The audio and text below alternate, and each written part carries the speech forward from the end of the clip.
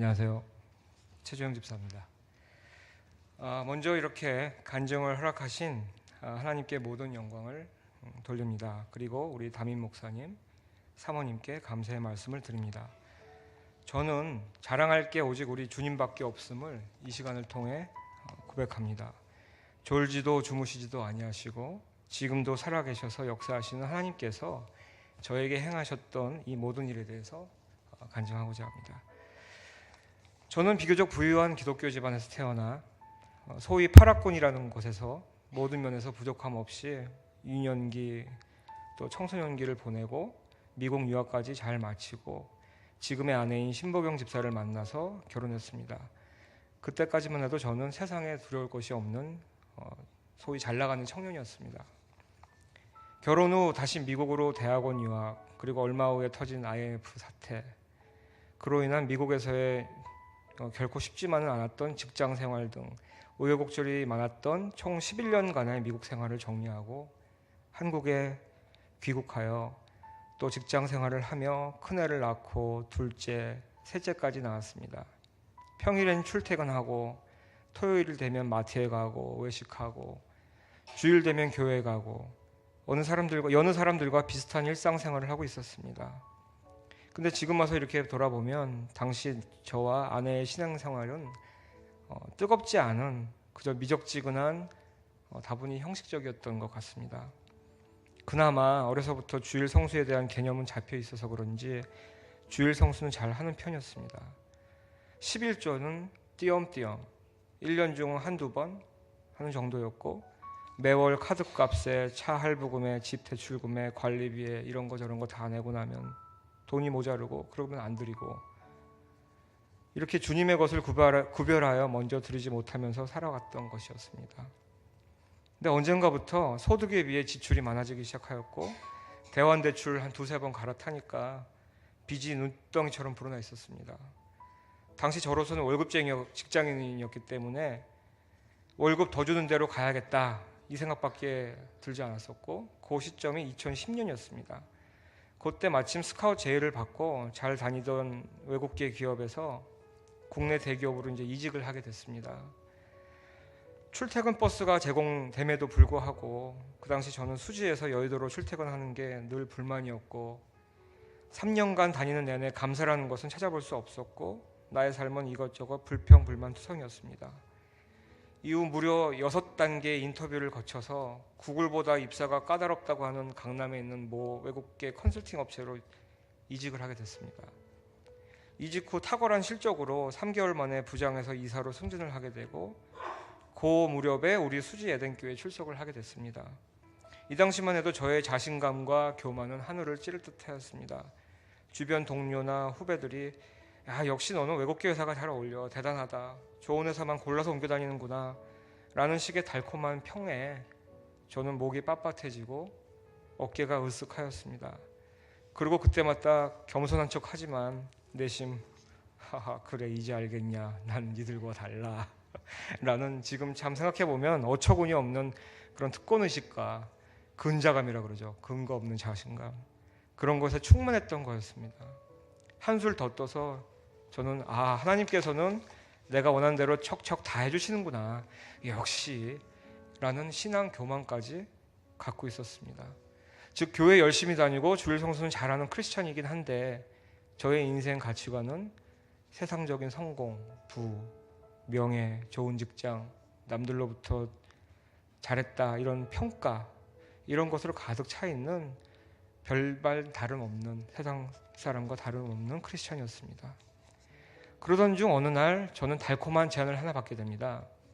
예전부터 제가 알던 국내 중견기업에서 캐나다에 새로이 법인을 설립하는데 캐나다 법인장으로 초빙해갔다 이런 말에 그래 그렇지 나만큼 적합한 인물이 또 있겠냐, 또 이건 우리 아이들에게 좋은 기회야, 이것이야말로 하나님이 주신 절호의 찬스다 라며 혼자 도취되어 기도를 해보기는커녕 꼼꼼히 챙겨보고 더 알아보지도 않고 사람 말만 믿고 덥석 이 오퍼를 받아들이게 됩니다.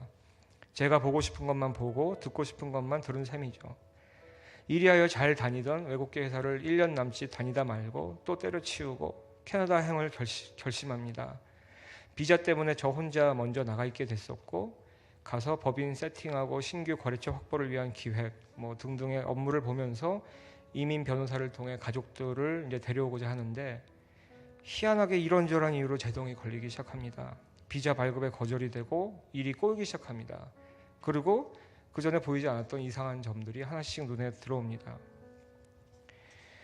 여튼 저는 결과적으로 귀국할 수밖에 없는 상황이 되었고 회사를 그만두게 되었습니다. 전혀 준비가 안 된 상황에서 하루아침에 실직 가장이 되어버렸습니다. 처음에 한 2, 3주는 그럭저럭 휴가라 생각하면서 지냈습니다. 인터넷 잡사이트를 통해서 여기저기 이력서를 냈습니다. 그러는 동안 은행 잔고는 점점 줄어들어 가고 있었습니다. 계속해서 구직 활동을 열심히 해봅니다. 사실 이때만 해도 저는 금방 제 취업이 금방 될 줄로 착각을 하고 있었던 것이었습니다. 외국계뿐 아니라 국내 기업, 임원, 지사장 자리 그런 인터뷰를 수차례 등 기회가 오는 듯 했습니다. 그러나 제 취업으로 이어지지 않았습니다.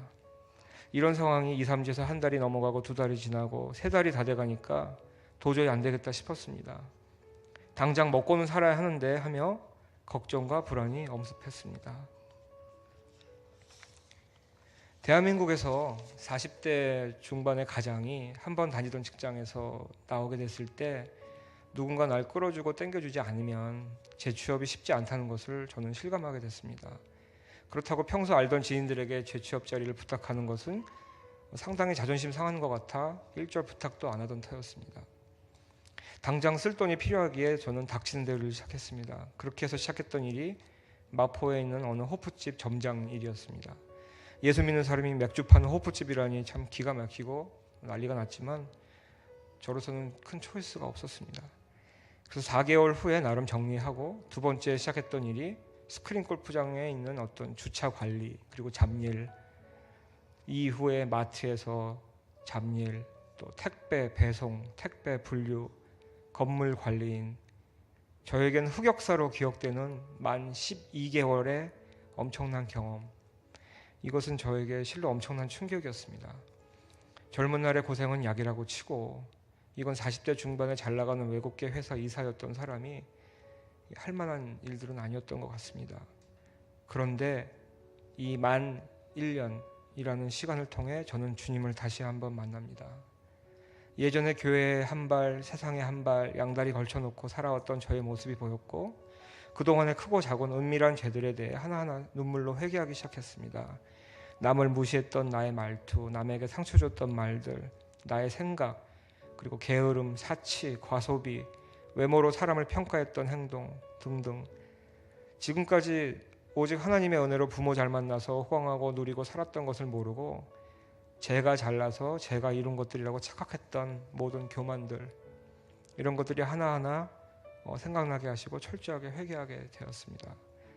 제가 알아서 회개 안 하고 계속 겉도니까 저를 이렇게까지 낮추셔서라도 회개하게 만드시는 주님을 다시 만나게 되고 그 크신 하나님의 사랑을 알게 되고 경험하게 되었습니다.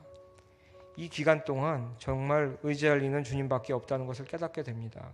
그러면서 일단은 나에게 주어진 일에 최선을 다하자라는 생각이 바뀌게 되었습니다. 그래, 이게 어디냐라는 감사를 하기 시작했습니다. 그리고 버리는 시원찮았지만 이럴수록 11조를 꼬박꼬박 드려야 한다고 아내와 협의하여 매달 11조 생활을 다시 시작했습니다. 그렇긴 한데 왠지 이 나라에서는 더 이상 희망이 없는 것 같다라는 생각이 들어서 저는 캐나다 이민을 알아보고 방법을 찾아서 준비를 하게 되었습니다. 이러저러해서 온 가족 신체 검사까지 다 패스하고 캐나다행 편도 비행기표까지 다 구입해 놨습니다. 이제 4주 후면 출국하는 그 시점이 왔습니다. 저는 아내와 이런 말을 합니다. 이제 우리 한국 가면 한국에 다시는 돌아오지 말자. 가서 죽이 되든 밥이 되든 애들 잘 키우고 거기서 뼈를 묻자. 그리고 저는 아내를 부둥켜 안고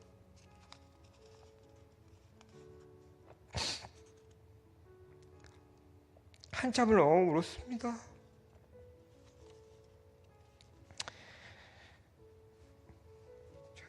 여기서부터 이제 반전입니다. 그러던 어느 7월 어느 날 오후 뜻밖의 전화가 한 통 옵니다. 이거 딱 받아보니까 바로 몇 년 전에 제가 LG에서 외국계 컨설팅 업체로 이직하려 할 때 저를 3번이나 잡았던 임원분이셨어요. 요즘 뭐하고 지내냐고.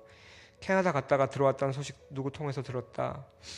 결론적으로는 당장 출근해라. 우리 부서가 더 커졌고 해외 사업이 본격화될 건데 내가 필요하다. 뭐 이런 내용이었습니다. 그래서 저는 일주일만 시간을 달라고 말씀을 드렸고 아내와 상의하는 가운데 문득 생각이 났습니다. 이러한 일이 있기 한두 달 전에 우리 사모님께서 저에게 뜻밖의 사람부터 연락이 갈 거다. 서두르지 마라. 하나님의 때가 아직 아니다 싶은데 왜 이렇게 서둘러 이민 결정을 하냐. 이런 말씀이 떠올랐습니다. 데살로니가전서 5장 20절 말씀을 보면 예언을 멸시하지 말고 라는 말씀이 있습니다. 저는 신방 때 그리고 때때로 사모님 또 우리 담임 목사님께서 주시는 예언적인 말씀을 귀담아 듣지 않았었습니다. 그냥 듣기 좋은 소리라고 위로 삼았을 뿐이었다고나 할까요? 그러나 살아계신 하나님께서는 지금도 주의 종들을 통해 일하십니다. 주의 종을 통해 예언의 말씀을 주십니다. 저와 아내는 결국 이민을 포기하고 남아있기로 결정하였고 2015년 10월 1일부터 다시 LG전자 본사에 재입사하게 됩니다. 물론 8월, 9월 2달간 피를 말리는 기다림과의 싸움이 있었습니다. 저의 재입사를 반대하는 센터장과 저에게 재입사를 오퍼했던 임원분과 지리한 줄다리기가 있었습니다. 이 상황 역시 사모님께서 예언으로 말씀해 주셨었습니다. 안에서 문을 열어줘야 하는데 아직 안 열어줘. 좀만 기다려봐. 이런 말씀이 있었어요. 저는 아내와 3주 새벽 기도를 시작하였습니다. 3주가 딱 되던 날 결국 문은 열렸고 할렐루야. 저는 여의도에 재입성하게 됐습니다. 예전 동료들도 저를 반갑게 맞이하여 주었습니다. 동료들이 그럽니다. 아니 어떻게 재입사가 가능해? 대박, 대단하시네요. 또 다른 주위 사람은 한 번 들어가기도 힘든 회사를 2번이나 들어갔어? 라면 놀랍니다. 그런데 이번엔 제가 대하는 반응이 다릅니다. 이 모든 게 하나님의 은혜야. 내가 대단한 게 아니야. 어느덧 저의 가치관과 시각이 달라진 것입니다. 그리고 주 5일 하루 8시간 근무가 얼마나 감사한 건지, 출퇴근 통근버스가 있다는 게 얼마나 회사에 감사해야 될 일인지, 무엇보다 아침에 눈 뜨고 출근할 회사, 나에게 돈 주는 회사가 있다는 사실이 얼마나 감사한 건지, 업무를 보거나 회사 생활할 때도 불평불만 안 하고 정말 범사에 감사하게 된 제 모습을 저는 보게 됩니다. 이만저만한 이유로 불평불만으로 가득 찬 동료나 후배 직원들을 보면 안쓰럽습니다. 저게 나의 예전 모습이었어 라고요. 2016년 봄 신방 때 담임 목사님께서 저희 가정에 주신 말씀이 재건이었습니다. 재건. 하나님께서는 저희 가정에 회복을 시켜주시고 계십니다. 금전적인 부분, 또 식구 내 갈등 그런 부분 등 저희가 아파했던 상처 부위를 지금까지 계속해서 치료해 주시고 계십니다. 이젠 드릴 것이 없어서 못 드리고 쓸 것이 없어서 누군가에게 손 벌려야 하는 상황은 끝났습니다. 앞서 언급했던 빚 문제도 예상치 못했던 해결의 방법을 주셔서 차근차근 해결해 나가고 있습니다. 주의 종을 통해 주신 재건의 말씀이 이 시간 현재에도 이루어지고 있습니다. 또한 2016년에 사모님께서 저의 부서 이동이 있을 거라고 예언을 풀어주셨는데 1년 반이 지난 이 시점에서 그 예언대로 상황이 이루어졌습니다. 이제 저는 미국뿐 아니라 유럽 지역까지 제가 더 큰 영향을 발휘할 수 있는 커버할 수 있는 그런 더 탄탄한 조직으로 내년 1월 3일부로 이동하게 되었습니다. 신기한 거는 기존에 제가 있던 그 사업부가 최근 조직 개편에 따라서 좀 축소되면서 좀 애매한 상황에 놓여게 됐었는데 이 상황에서 제가 어떻게든 먼저 이동해 보려고 노력한 게 아니고 사모님 예언하신 대로 윗분들이 저를 그냥 지목해서 너보다 쉽게 그냥 이렇게 툭 옮겨 놓게 된 것입니다. 그래서 제가 깨달은 거는 내가 아무리 내 힘으로 해보려 한들 하나님께서 막으시면 별수를 다 써도 안 되는 것이고 하나님이 하시면 너무나 일이 쉽게 풀린다는 것입니다. 그렇습니다. 결과적으로 주님께서는 고난을 통해 저를 성숙하게 하신 것이었습니다. 이후 저의 신앙생활은 왠지 자유함을 느끼게 되었습니다. 미술 치료를 통해 내면에 잠재되어 있는 저의 상처들을 볼 수 있었고 올 한 해 바나바 남성교회 회장직을 맡게 되면서 선교회 회원 집사님들과 더 가까워지고 서로를 알게 되었고 서로를 위해 기도해 줄 수 있다는 게 너무나 감사하고 좋았습니다. 또한 주차 안내 봉사를 통해 매주 교인 한 분 한 분 대면하면서 인사할 수 있다는 것 또한 큰 기쁨이고요. 에덴교회에 온 지 만 4년이 지났습니다. 요즘에는 신앙생활이 너무나 재밌습니다. 그저 멀리 계셔서 바라보는 우리 주님이 아니라 내 안에서 나와 동행하시는 주님, 정말 살아서 역사하시는 우리 주님의 그 놀랍게 일하심과 간섭하심을 체험했기 때문입니다. 저와 우리 가정은 우리의 모든 일을 우리 여호와 하나님께 맡길 것입니다. 더 큰 일을 행하실 것을 기대합니다. 마지막으로 힘들고 어려운 시기를 믿음과 또 기도로 함께 해준 제 아내 신보경 집사에게 고맙고 애썼고 사랑한다는 말 전하고 싶습니다. 또 늘 저희 가정을 위해 기도해 주시는 우리 담임 목사님, 사모님께 감사의 말씀을 드립니다. 모든 영광을 주님께 돌립니다. 아멘.